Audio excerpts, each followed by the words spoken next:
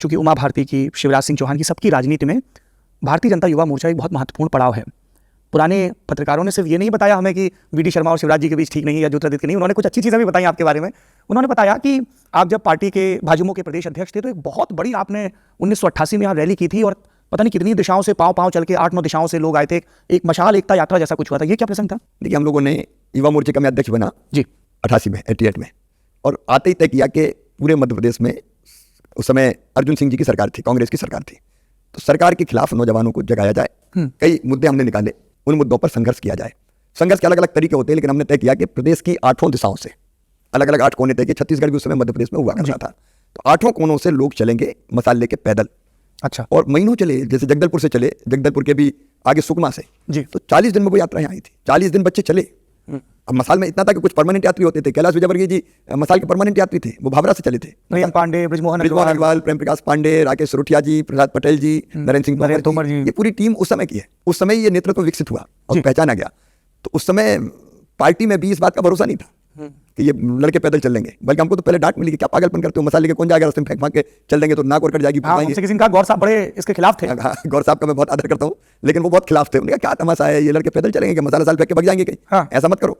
लेकिन हमने बहुत आग्रहपूर्वक पार्टी को रिक्वेस्ट की। नारायण प्रसाद गुप्ता जी, उनका स्वर्गवास हो गया, बड़े आदरणीय नेता थे, उनसे मैं अकेले में जाके मिला और उनको मैंने कन्विंस किया कि आप थोड़ा सा माहौल ऐसा बनाइए कि हमको अनुमति मिल जाए, क्योंकि हम करना चाहते हैं। तो फिर बाद में जब बैठक में बात उठी तो नाना साहब ने पूरी दम से कहा कि खुद करते नहीं हो, लड़कों को करने नहीं दे रहे, होगी इसलिए यात्रा। तो बाद में फिर पार्टी ने स्वीकृति दी, सहमति दी। उसके बाद मैंने प्रेस कॉन्फ्रेंस करके कहा कि भोपाल में 1 लाख नौजवान प्रदर्शन करेंगे।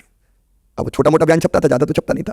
तो मुझे ठाकरे जी ने बुलाया, स्वर्गीय ठाकरे जी हम सबके पितृ पुरुष हैं, कुशाभाऊ ठाकरे जी, और उनको हम मतलब आप ये हमारी पूरा देश ही मानता है, लेकिन मध्य प्रदेश तक के कार्यकर्ता के तो वो प्रकाश स्तंभ है हमेशा से।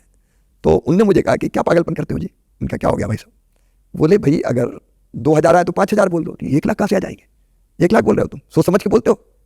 तो मैंने कहा भाई साहब कोशिश कर रहे हैं, आ जाएंगे। कहाँ से आएंगे? कुछ भी कह देते हो।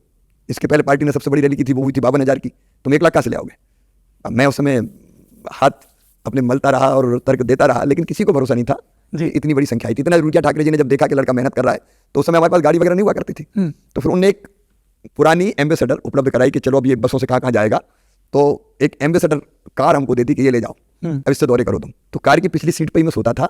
दिन भर हम बैठ के करते थे, सभाएं करते थे, और रात में एक जगह से दूसरी जगह जाते थे तो गाड़ी की पिछली सीट पे कई बार मैं सो जाता था ताकि सवेरे दूसरी जगह पहुंच सके। 3 महीने पूरी टीम ने, जिनमें जो नाम अभी लिए थे हमने, सब शामिल थे, घनघोर परिश्रम किया।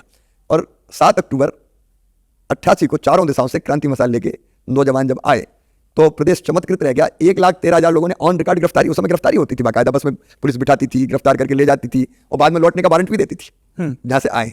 तो 1,13,000 गिरफ्तारी ऑन रिकॉर्ड हुई थी। वो इतना बड़ा प्रदर्शन था कि लोग हिल गए। और उसी प्रदर्शन के बाद फिर मेरी टीम को लीडरशिप की, हमारी इस टीम को मान्यता मिली और हम भी यूथ लीडर के रूप में जाने गए। ये जवाब सुन के जितने आपके प्रदेश के भारतीय जनता युवा मोर्चा के कार्यकर्ता हैं वो बहुत खुश हो जाएंगे, क्योंकि अगला सवाल ये है कि इस प्रदर्शन के 1.5 साल बाद जब चुनाव हुए तो